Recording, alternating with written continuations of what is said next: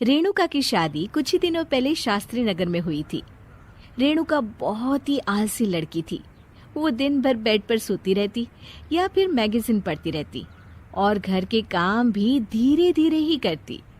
एक दिन उसकी सास उसके पास आती है। बहू, आज बेसन का चिला बना दे, बड़ा मन कर रहा है। हाँ मम्मी जी, बनाती हूँ थोड़ी देर में। थोड़ी देर में? अरे थोड़ी देर में तो रात के खाने का वक्त हो जाएगा बहू। अच्छा मम्मी जी, तो फिर आप रात का खाना ही खा लीजिएगा ना। हे भगवान, कैसी आलसी बहू मिली है मुझे, हर काम को बस टालती ही रहती है। रेणुका दिन भर बस आलस पना ही करती रहती। एक बार रात के खाने पर सब बैठे हैं तो रेणुका का पति कहता है, अरे ये क्या, आज फिर से करेला? रेणुका, हफ्ते में तीसरी बार ऐसा हुआ है कि करेला बन रहा है। कुछ भी बना लिया करो। अरे इतनी सारी सब्जी मिलती है मार्केट में। हाँ, पर अब कौन मार्केट जाए और सब्जी लेकर आए, इसीलिए जो था घर पर वही बना दिया। बहू, फ्रिज खोल कर देखती तो पता चलता कि सारी सब्जियां रखी होती है, पर तुम्हारा आलसपन खत्म हो तो तुम्हारी नजर जाए ना।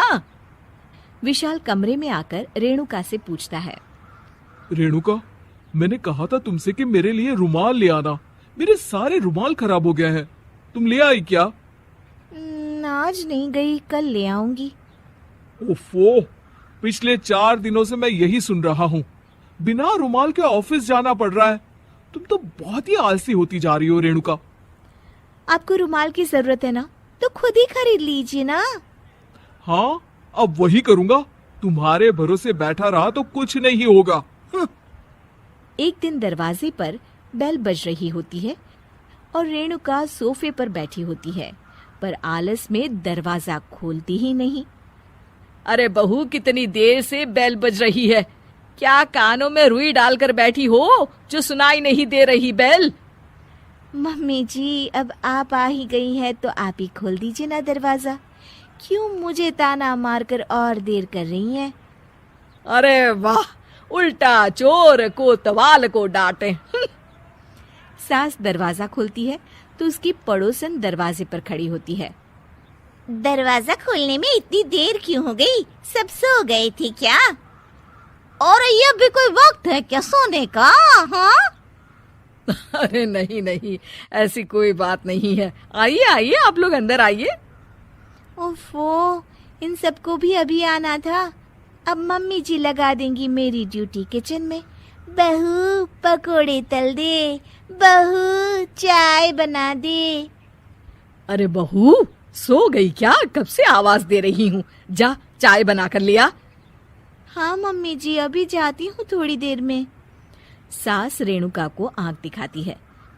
मतलब थोड़ी ही देर लगेगी चाय बनाने में, अभी ले आती हूँ, बस झटपट।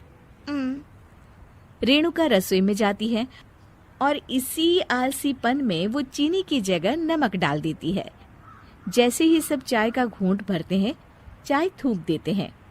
थू थू थू थू, ये कैसी चाय बनाई है तूने रेणुका? इसमें तो सारा नमक भरा है।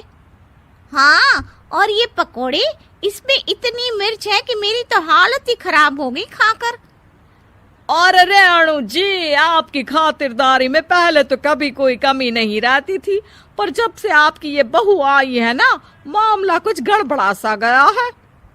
हाँ हाँ, जहाँ आप इतनी एक्टिव है, वहीं आपकी बहू एकदम आलसी, एकदम राम मिलाई जोड़ी लगती है।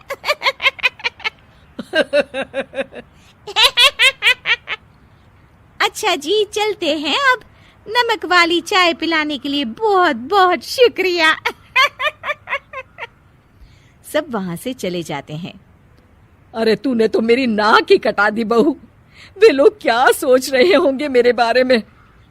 मम्मी जी, मैंने तो शक्कर ही डाली थी, पता नहीं नमक कैसे बन गई शक्कर। शक्कर नमक नहीं बना बहू रानी, तुम्हारा ये जो आलसपना है ना, ये उसी का नतीजा है। सॉरी मम्मी जी, अब मैं ये आलसपन छोड़कर सारे काम अच्छे से मन लगाकर करूंगी।